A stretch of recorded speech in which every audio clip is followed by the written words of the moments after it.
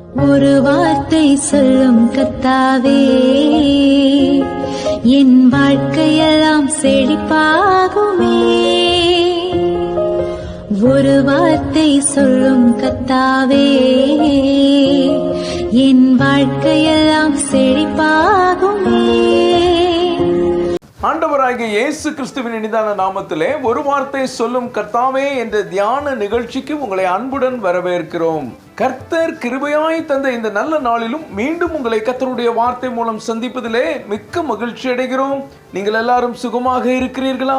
கர்த்தருடைய கிருபையினாலே நீங்கள் எல்லாரும் சுகமாக இருப்பீர்கள் என்று சொல்லி நாங்கள் நம்புகிறோம். கர்த்தருடைய கிருபையும் சமாதானமும் உங்கள் குடும்பங்களிலே பெருகுவதாக. நேற்றைய தினத்திலே கேள்வி நேரத்தில் கலந்து கொண்டு பதில்களை அனுப்பி கொடுத்த அனைத்து கர்த்தருடைய பிள்ளைகளையும் இயேசு கிறிஸ்துவின் நாமத்திலே வாழ்த்துகிறோம். கர்த்தர் உங்களை ஆசீர்வதிப்பாராக. ஏசாயா 30 அதிகாரம் 19 வசனம். சியோனை சேர்ந்த ஜனங்கள் எருசலேமில் வாசமாயிருப்பார்கள். இனி நீ அழுது கொண்டிராய். உன் கூப்பிடுதலின் சத்தத்திற்கு அவர் உருக்கமாய் இறங்கி அதை கேட்டவுடனே உனக்கு மறு உத்தரவு அருளுவார். கிறிஸ்துவுக்குள் மிகவும் அன்பான தேவனுடைய பிள்ளைகளே, கர்த்தர் இந்த நாளிலும் உங்களை பார்த்து என் அன்பு மகனே, என் அன்பு மகளே, இனி நீ அழுது கொண்டிராய் என்று சொல்லுகிறார்.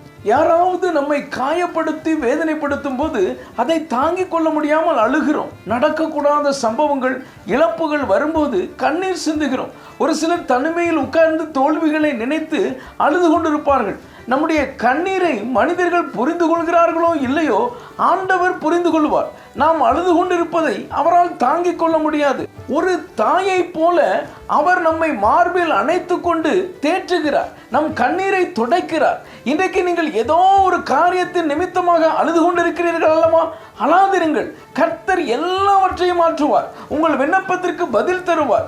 இனி நீ அழுது கொண்டிரா என்று உங்களுக்கு வாக்கு கொடுக்கிறார். கர்த்தரை விசுவாசிக்கிறீர்களா? விசுவாசிக்கிறவர்கள் ஆமென் என்று சொல்லுங்கள். 2 ராஜாக்கள் 20 அதிகாரம் 5-6 வசனங்களை நாம் வாசிப்போம்.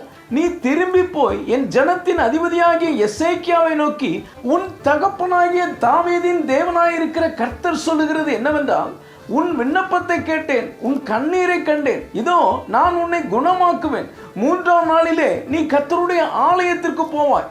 உன் நாட்களோட 15 வருஷங்களை கூட்டுவேன். இங்கே எசேக்கியா ராஜா வியாதிப்பட்டு மரணத்துக்கு ஏதுவாய் இருக்கிறான். அவரிடம் ஏசாயா தீர்க்கதரிசி வந்து, நீர் பிழைக்க மாட்டீர் என்று சொல்லுகிறார். அவ்வளவுதான். எசேக்கியா ராஜா சுவர்புறமாக திரும்பி மிகவும் அழுகிறான். இங்கே பாருங்கள், ஒரு ராஜா வேதனையோடு அழுகிறான். நம்ம ஊரில் ஆம்பளை பிள்ளை அழக்கூடாதுன்னு சொல்லி வளர்ப்பார்கள். அழுகிறதில் ஆம்பளை பிள்ளை பொம்பளை பிள்ளைன்னு எந்த வித்தியாசமும் கிடையாது. யார் அழுதாலும் ஆண்டவரால் தாங்கிக் கொள்ள முடியாது. உடனே ஆண்டவர் பதில் கொடுத்து விடுவார். உன் விண்ணப்பத்தை கேட்டேன், உன் கண்ணீரை கண்டேன் என்று சொல்லி மரண தருவாயில் இருந்த எசேக்கியாவுக்கு 15 வருஷம் கூட்டி கொடுக்கிறார். அப்புறமாக எசேக்கியா ராஜா அளவில்லை. எனக்கு அன்பான தேவனுடைய பிள்ளைகளே, ஏதோ ஒரு காரியத்தை நினைத்து நினைத்து அன்னாளை போல அழுது கொண்டு இருக்கிறீர்களா? அன்னாளுக்கு பதில் கொடுத்த ஆண்டவர் இன்றைக்கு உங்களுக்கும் பதில் கொடுக்கிறார். எசேக்கியாவை போல வியாதியோடு போராடி கொண்டிருக்கிறீர்களா? உங்களை அறியாமல் அழுகிறீர்களா? இனி நீங்கள் அழமாட்டீர்கள். எல்லாவற்றிற்கும் முடிவு வந்து விட்டது. உங்கள் விண்ணப்பத்தை கர்த்தர் கேட்டு விட்டார். உங்கள் கண்ணீரை அவர் பார்த்து விட்டார். இனி உங்களை அவர் அளவிட மாட்டார். இன்றே உங்களுக்கு ஒரு அற்புதம் செய்வார். இந்த வார்த்தையை கேட்டுக்கொண்டிருக்கிற இந்த நொடியிலே ஒரு மாற்றத்தை நீங்கள் உணர்வீர்கள். உங்கள் வியாதி சுகமாகும். உங்கள் கடன் பிரச்சனை மாறும். சமாதானம் இல்லாத உங்கள் குடும்பத்தில் சமாதானம் வரும்.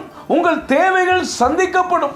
உங்கள் விண்ணப்பம் எதுவாக இருந்தாலும் இனி நீங்கள் அழுது கொண்டிருக்க மாட்டீர்கள். இது ஆண்டவரின் அருள்வாக்கு. நம்புங்கள். ஜெபிப்போம். அன்பின் பரலோக பிதாவே, இந்த நல்ல நேரத்துக்காக நன்றியோடு துதிக்கிறோம், ஸ்தோத்தரிக்கிறோம். இனி நீ அழுது கொண்டிராய் என்று சொல்லி நீர் எங்களோடு பேசினதற்காக நன்றி தகப்பனே. இந்த வார்த்தைகளை கேட்டுக்கொண்டிருக்கிற உடைய பிள்ளைகள், கண்ணீரோடு வேதனையோடு அழுது கொண்டிருக்கிற உடைய பிள்ளைகளுக்கு நீர் ஆறுதலை தேறுதலை நீர் தருகிறதற்காக ஸ்தோத்திரம். உம்முடைய பிள்ளைகளுடைய விண்ணப்பத்திற்கு நீர் பதில் கொடுக்கிறதற்காக ஸ்தோத்திரம். ஆசீர்வதியும் வழி நடத்தும். இயேசுவின் மூலம் ஜெபிக்கிறோம் நல்ல பிதாவே. ஆமென், ஆமென். இன்றைய கேள்வி, எசேக்கியா ராஜாவுக்கு எத்தனை வருஷம் கூட்டி கொடுக்கப்பட்டது? A 10, B 14, C15D18. இந்த கர்த்தருடைய வார்த்தை உங்களுக்கு ஆசீர்வாதமாக இருந்திருக்குமே, ஆனால் தயவு செய்து லைக் பண்ணுங்கள். உங்களுடைய நண்பர்களுக்கும் உறவினர்களுக்கும் வாட்ஸ்அப்பில் இருக்கிற அனைத்து குழுக்களுக்கும் அனுப்பி கொடுங்கள். தொடர்ந்து நம்முடைய RCIM மிஷனரிமார்களுக்காக ஜெபித்துக் கொள்ளுங்கள். கர்த்தர் உங்களையும் உங்கள் குடும்பத்தின் பிள்ளைகளையும் ஆசீர்வதிப்பாராக.